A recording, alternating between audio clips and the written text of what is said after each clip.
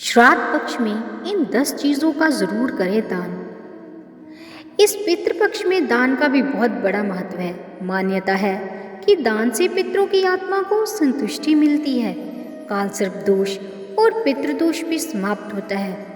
प्राचीन काल में तो कई तरह के दान किए जाते थे, जैसे गोदान, भूमिदान, स्वर्ण दान और चांदी दान, परंतु इस काल में ये तो संभव नहीं है।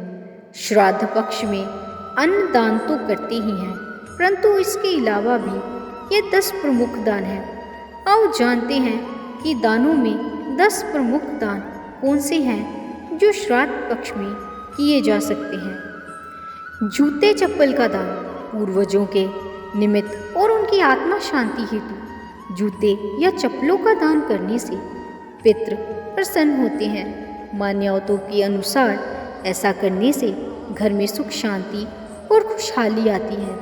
शनि और राहु दोष भी समाप्त हो जाता है। वस्त्र दान, जिसे भी भोजन कराया जा रहा है उसे जूते चप्पल के अलावा वस्त्रों का दान भी करना चाहिए। वस्त्र दान में धोती, टोपी या उत्तरीय गमछा दिया जाता है। कहते हैं कि पितृ अपने वंशजों से वस्त्र की भी कामना आदि करते हैं। छाता दान, श्राद्ध कर्म में और मनुष्य की मृत्यु के बाद एकादशा श्राद्ध और शय्या दान में छाता और जूता दान करने की प्रथा है।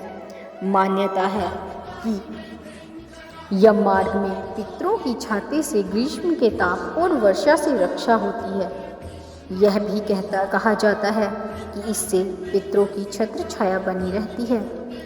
काला तिल, काले तिलों का दान करने से व्यक्ति को ग्रह और नक्षत्र बाधा से मुक्ति तो मिलती ही है, साथ ही यह दान संकट विपदाओं से रक्षा करता है। तर्पण करने के दौरान यह कार्य किया जाता है। घी दान, गाय का घी पात्र सहित दान करने से इससे ग्रह कलह नहीं होती और पारिवारिक जीवन खुशहाल हो जाता है। गुड़ दान, इससे पितरों को विशेष संतुष्टि प्राप्त होती है। इससे घर में सुख शांति का वातावरण बना रहता है। ऐसा करने से ग्रह क्लेश भी दूर होते हैं। घर में लक्ष्मी का वास होता है। धान्य दान, इसमें किसी अनाज, दाल, चावल या आटे आदि का दान किया जाता है। इससे वंश वृद्धि में किसी भी प्रकार की रुकावट नहीं होती।